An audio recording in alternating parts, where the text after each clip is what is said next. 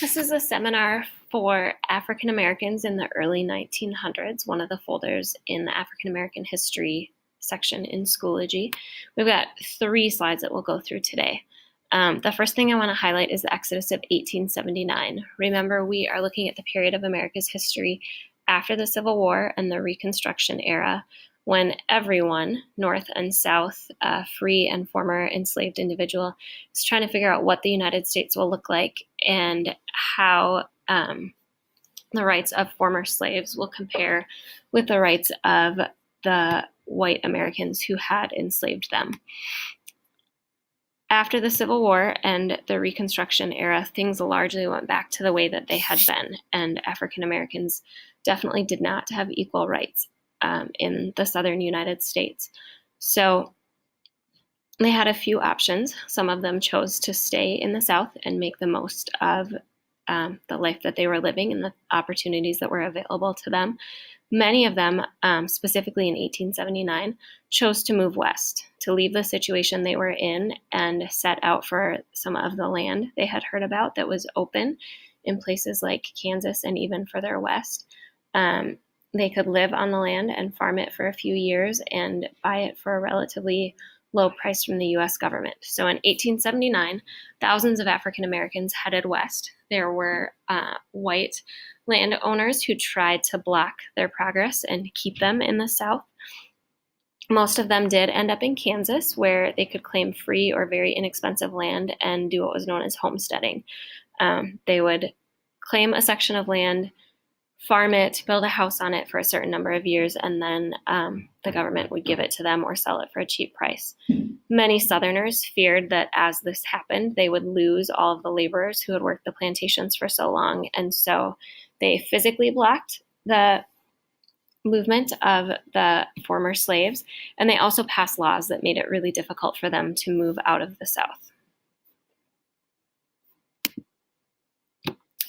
The second slide focuses on one specific African American leader at this time period. His name is W.E.B. Du Bois.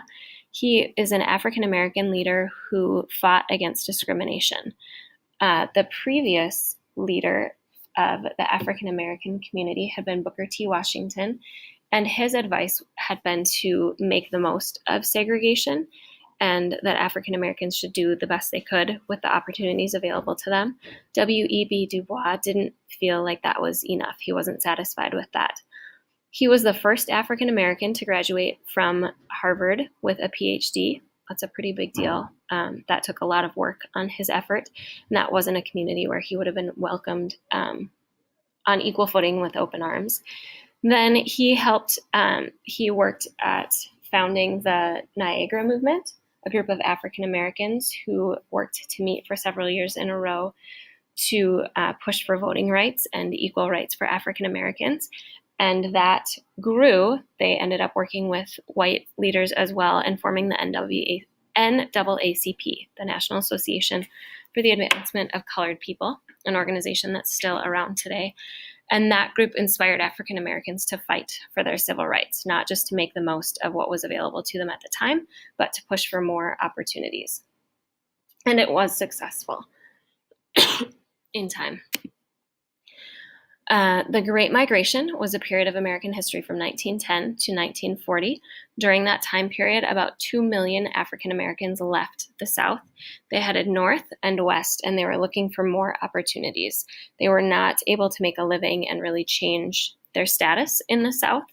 So they headed into northern cities, looked for jobs in factories. They headed west and looked for jobs on ranches working with cattle. They took positions in the military and fought in some of the wars against American Indians. They also joined some American Indian communities as well.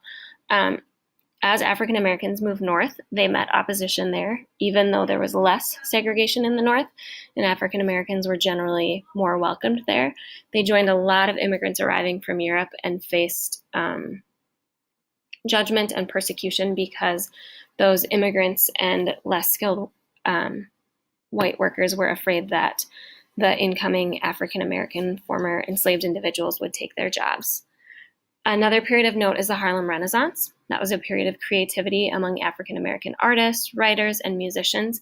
It was centered in the city of Harlem in New York in the 1920s, and you'll recognize lots of names of artists and writers and musicians from that time period. And that grew into the jazz age. Jazz is a uniquely American form of music. It is a combination of musical styles from Africa, from Europe, and from the United States. It developed originally in New Orleans, Louisiana, and with the help of the Great Migration, as African Americans moved north into northern cities looking for work, they brought their music with them. Harlem is a city in New York, and that became a magnet for jazz, partly because of the Harlem Renaissance and all of the musicians and artists living there at the time. Duke Ellington is one of the most famous jazz musicians to come out of that time period. He played wind instruments, brass instruments specifically, and his music is still really popular today. That's what you see in the picture here at one of his performances. That is a seminar for the folder African Americans in the early 1900s.